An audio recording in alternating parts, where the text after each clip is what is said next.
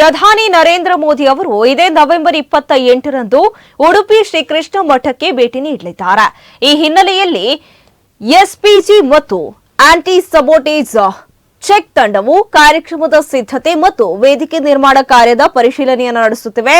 SPG ಮತ್ತು AST ತಂಡವು ಆದಿ ಉಡುಪಿಯ ಹೆಲಿಪ್ಯಾಡ್, ಕರಾವಳಿ ಬೈಪಾಸ್, ಸಿಟಿ ಬಸ್ ನಿಲ್ದಾಣ, ಕಲ್ಸಂಕ ಮಾರ್ಗವಾಗಿ ಶ್ರೀಕೃಷ್ಣ ಮಠಕ್ಕೆ ಭೇಟಿ ನೀಡಿ ಪರಿಶೀಲನೆ ನಡೆಸಿದೆ. ಜೊತೆಗೆ ಕೃಷ್ಣ ಮಠ ಮತ್ತು ಪೆಂಡಾಲ್ ಜಾಗದಲ್ಲೂ ತೀವ್ರ ತಪಾಸಣೆ ನಡೆಸುತ್ತಿದೆ. ಈ ಸಂದರ್ಭದಲ್ಲಿ ಭದ್ರತೆಗೆ ಅಗತ್ಯ ಕ್ರಮಗಳನ್ನು ಕೈಗೊಳ್ಳಬೇಕು ಎಂದು ಪೊಲೀಸ್ ಅಧಿಕಾರಿಗಳಿಗೆ ಸೂಚಿಸಿದ್ದಾರೆ.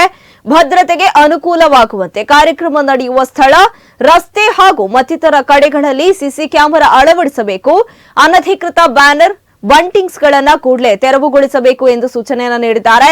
ಕಾರ್ಯಕ್ರಮ ನಡೆಯುವ ಸುತ್ತಮುತ್ತಲಿನ ಸ್ಥಳಗಳಲ್ಲಿ ಹಾಗೂ ರಸ್ತೆಗಳಲ್ಲಿನ ಅಪಾಯಕಾರಿ ಮರ, ರೆಂಬೆ ಕೊಂಬೆಗಳನ್ನು ತೆರವುಗೊಳಿಸಬೇಕು.